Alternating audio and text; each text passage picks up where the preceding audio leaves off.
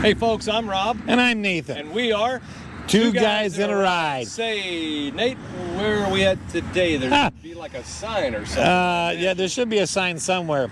Hey, we are at the SCCA Jack Pine Sprints at the Brainerd International Raceway in Brainerd, Minnesota. That's right, and we're going to bring you some race footage, but more importantly, we're going to talk to some of the drivers and get their perspective and find out why they like racing and what has gotten them into this. So before we do that, Nathan, click on the subscribe button down below and ring that bell notification so you never miss a video. That's right. So what do you say, Nate?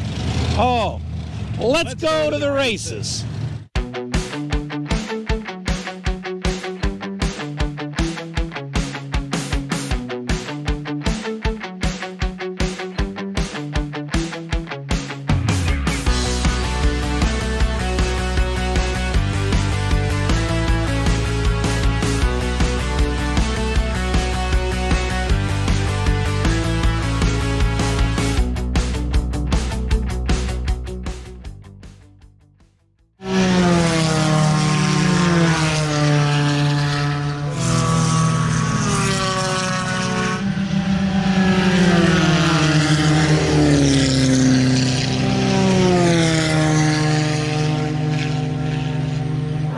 Hi folks, I'm Nathan with Two Guys in a Ride, and today we're out here at the Brainerd International Raceway, and we are at SRG Autosports, and we're here with Rob.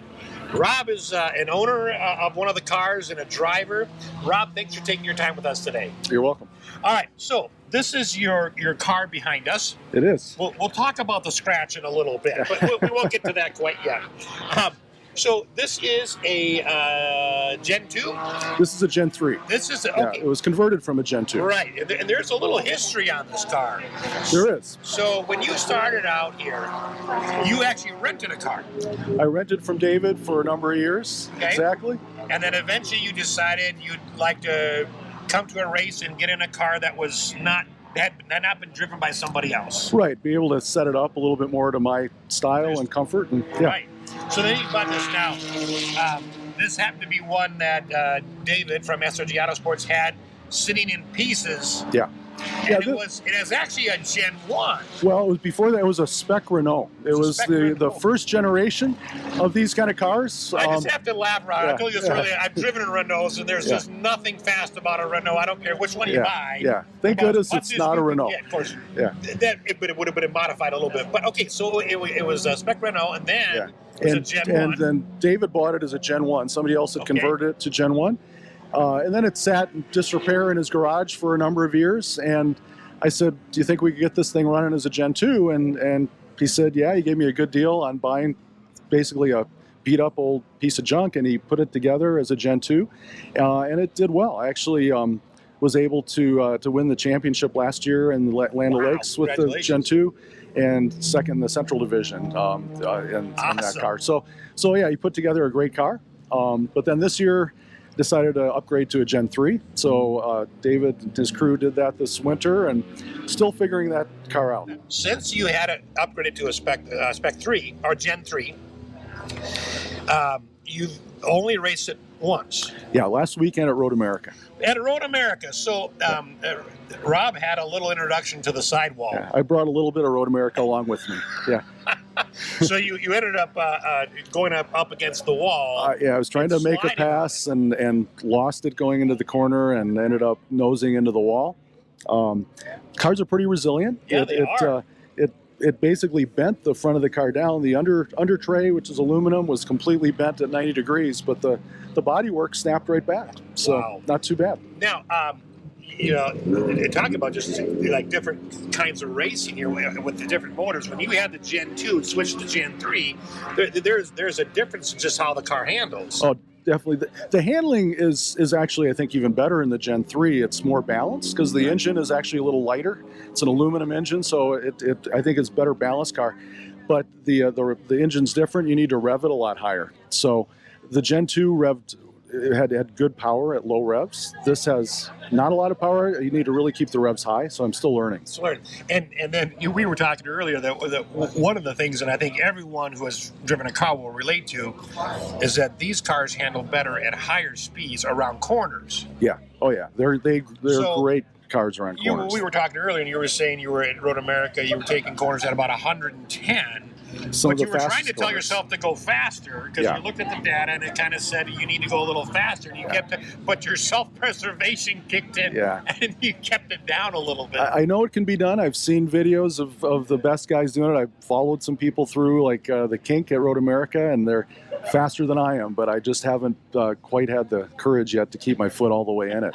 So you got to build up to those. You got to build up to it. It's a high commitment. It is, but one of my points is, Rob, you're not in it to be a racing it as a career. Right. Nobody's going to pay me for this this line of work. But you do it because you love the racing. Yeah. You also have a community of people. Yeah. That you get to hang out with at the races that become like a second family. Oh yeah, it's a great group. I mean, we're competitive on the track, but everyone just has a great time with each other. It's just a really great community. Yeah, win or lose, or second or third, or whatever it is, the point is to get out there and race. Exactly. And enjoy the camaraderie. I mean, you've already had a very nice breakfast this morning they provided. You're going to have a happy hour a little bit later. And that's, I mean, in all car groups, we find that's one of the biggest draws is just the people that are in there. You share a love for racing. Yeah.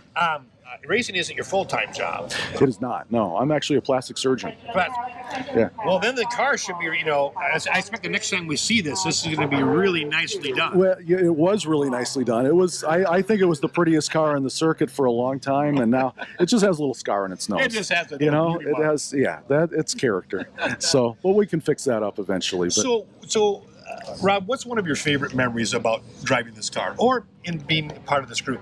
I got to say, I mean, I really can't pinpoint it to one thing. I mean, though, all of it is great. Last weekend it was a majors race. It was, kind of the big spectacle of a majors, and that was really fun. And, to share that with the team. This is a little bit more low key. It's more a regional race, but, we got such a big group here of people that just have a lot of fun together. So it's been great all the way through. I hitting the wall, not so much fun, but everything else around that is a lot of fun. Surviving and coming out afterwards. Yeah. You get some good video out of it. I bet you do.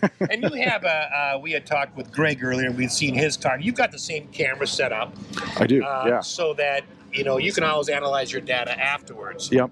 And your car is set up exactly the same as Craig's. Well, pretty much, not exactly. What are some differences? You can change, some of the roll bar, so forth. I mean, you can make slight adjustments. Okay. Change tire, camber, toe in. I mean, you can do some things to try to make it suit your style and to try to make it handle a little better. Again, it's a momentum car, so it's all about how much speed you can keep going through the corners. Because it doesn't do well if you let it get too slow because it doesn't have the power, but.